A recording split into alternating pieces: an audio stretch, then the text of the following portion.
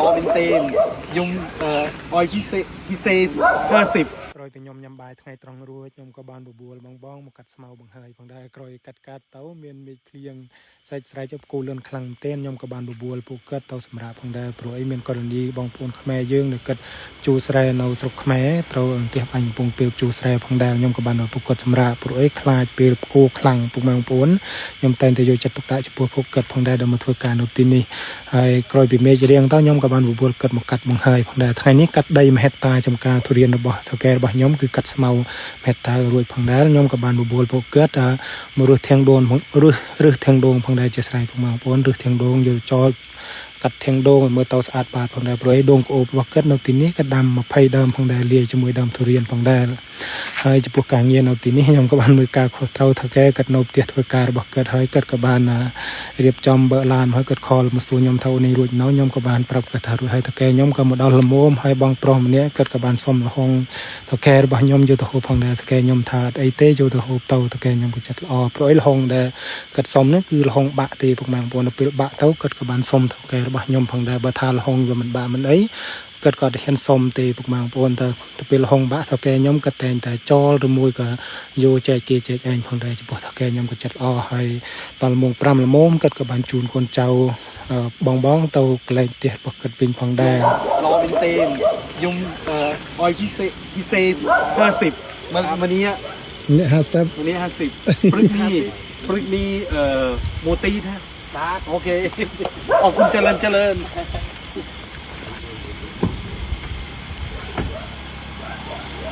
เอาวอกอะไรนะวอกอะไรโวហៅអូនវោផង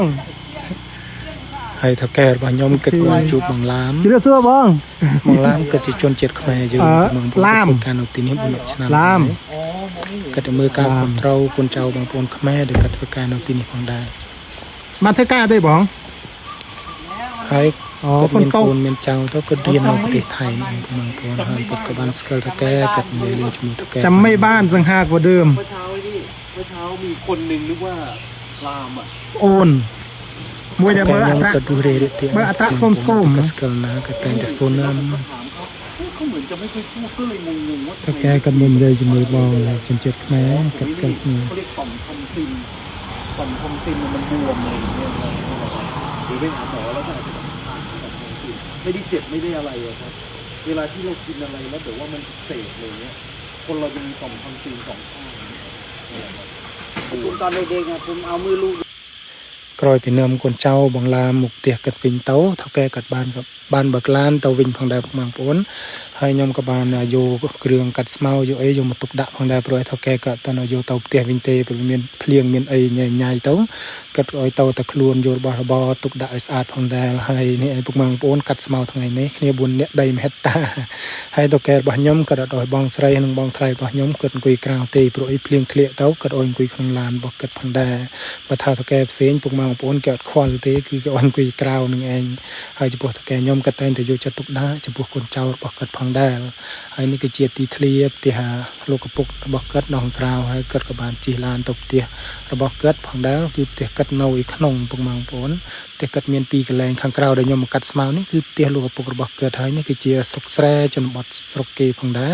ខ្ញុំនៅខាងខូរ៉ាតនគររាជសីមាបងប្អូននៅទីនេះខ្ញុំនៅតាមជនបទបងប្អូនផ្ទះថៅកែរបស់ខ្ញុំនៅតាមជនបទហើយតាមផ្លូវគេគឺស្រុកស្រែរបស់គេគឺអញ្ចឹងឯងបងប្អូនតាមជនបទផ្ទះគេគឺស្តៀងខាងប្រទេសយើងដែរប៉ុន្តែខាងស្រុកស្រែយើងដែរប៉ុន្តែផ្លូវគេគឺស្រស់ស្អាតជាងផ្លូវយើងផងដែរផ្លូវស្រុកគេចាក់កស៊ូចាក់អីភ្លឹងផងដែរអត់សូវមានសម្រាប់ញ៉ៃទេហើយចំពោះទីធ្លាជុំវិញផ្ទះគឺចំហៀងគឺអញ្ចឹងឯងហើយចំពោះអាកាសធាតុត្រជាក់21អង្សាផងដែរថ្ងៃនេះហើយក៏បានមកដល់ផ្ទះផងដែរដល់ផ្ទះថៅកែខាងក្នុងថៅកែគាត់ក៏បានលាងឡានរបស់គាត់ដែលប្រឡាក់ដីព្រោះឲ្យគាត់ថាគាត់ទៅលាងឡានរួចទៅភ្លៀងងូលមុំក៏បានប្រឡាក់ដីគាត់ក៏បានបើមកដល់គាត់ក៏បានលាងឡានព្រោះឲ្យថៅកែរបស់ខ្ញុំគឺគាត់ចូលចិត្តភាពស្អាតបាតដូចតែម្ដាយរបស់គាត់ព្រាយរបស់គាត់បងប្អូនគាត់គឺជាមនុស្សស្អាតបាតទាំងអស់បងប្អូនហើយថៅកែលាងឡានរួចបងស្រីរបស់ខ្ញុំគាត់ក៏បានរៀបចំបេះម្ទេសធ្វើម្ហូបចំពោះខ្ញុំវិញក៏បានរៀបចំបេះបន្លែបេះអីផងដែរបងប្អូនទៅកាត់ដូចថា ដើរទៅបេះបន្លែកាត់ស្លឹកគ្រៃកាត់អីពុកម៉ែបងប្អូនហើយស្លឹកគ្រៃនេះគឺស្លឹកគ្រៃដែលថាកែខ្ញុំកាត់ទិញដីទៅបានទាំងស្លឹកគ្រៃផងដែរខ្ញុំតែងតែកាត់ស្លឹកគ្រៃនេះយកមកធ្វើម្ហូបស្លម្ជូរស្លកកូរស្លគ្រប់យ៉ាងផងដែរស្លឹកគ្រៃច្រើនមែនទេពុកម៉ែបងប្អូនហើយដើមចេកនោះគឺជាទីធ្លារបស់ផ្ទះកែរបស់ខ្ញុំផងដែរហើយដើមឈើច្រើនខាងមុខនេះគឺជាបរិវេណផ្ទះរបស់កែរបស់ខ្ញុំហើយខ្ញុំក៏បានដើរមកបេះត្រយូងចេកផងដែរបេះត្រយូងចេកជួយទៅធ្វើលក់ផងដែរបងប្អូនព្រោះឯថ្ងៃនេះខ្ញុំបានបុកប្រហុកផងដែរបុកប្រហុកជូរស្វាយរបៀបសុកស្រែយើងហើយខ្ញុំក៏បានបេះលក់ជាមួយបងផងដែរមានទាំងពីផ្ទីដូងមានទាំងពីអីគឺមិនខ្វះទេបងប្អូនព្រោះខ្ញុំចង់ហូបលក់ផ្ទីដូងត្រឡប់ខ្លាញ់ផងដែរបងប្អូនគឺឆ្ងាញ់មែនទែនមានទាំងពីត្រប់ស្រួយមានអីផងដែរហើយខ្ញុំបេះរួចខ្ញុំក៏បានរៀបចំលាងឲ្យស្អាតបងស្រីរបស់ខ្ញុំគាត់ក៏បានបេះម្ទេសលីងម្ទេសរបស់គាត់រៀបចំទុកឲ្យខ្ញុំនឹងស្រេចបាច់ផងដែរសាប់ស្វាយសាប់អីខ្ញុំស្រេចបាច់ខ្ញុំក៏រៀបចំបុកផងដែរព្រោះអីគាត់ចង់ឲ្យខ្ញុំបុកទៅខ្លួនឯងព្រោះអីគាត់ថាខ្លួនឯងធ្វើឆ្ងាញ់ខ្លួនឯងបុកខ្លួនឯងទៅព្រោះខ្ញុំក៏បានរៀបចំបុក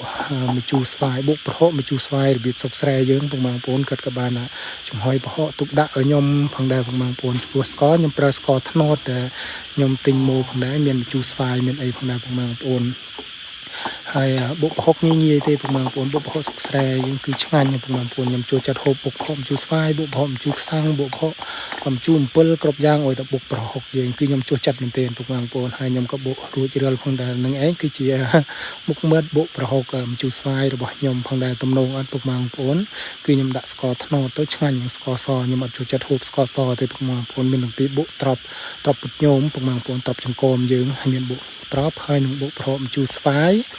ហើយនឹងត្រីខដែលខ្ញុំបងស្រីខ្ញុំខពីព្រឹកម្សិលបន្តិចផងដែរមានតាំងពីត្រយូងចេកឆើយត្រប់ហើយនឹងស្លឹកទីដូងត្រឡប់ខ្លាញ់ផងដែរបងប្អូនចំពោះមុខម្ហូបវិញនឹងហើយមុខម្ហូបខ្ញុំវីដេអូខ្ញុំមានតែប៉ុណ្្នឹងទេបងប្អូនហើយខ្ញុំអរគុណពុកម៉ែបងប្អូនដែលចំណាយពេលវេលាដែលមានតម្លៃមើលវីដេអូខ្ញុំដល់ចប់ផងដែរអរគុណជូនពរពុកម៉ែបងប្អូនទាំងអស់គ្នាសុខភាពល្អសុខភាពរឹងមាំឲ្យជូនពរពុកម៉ែបងប្អូនរកស៊ីមានបានផងដែរ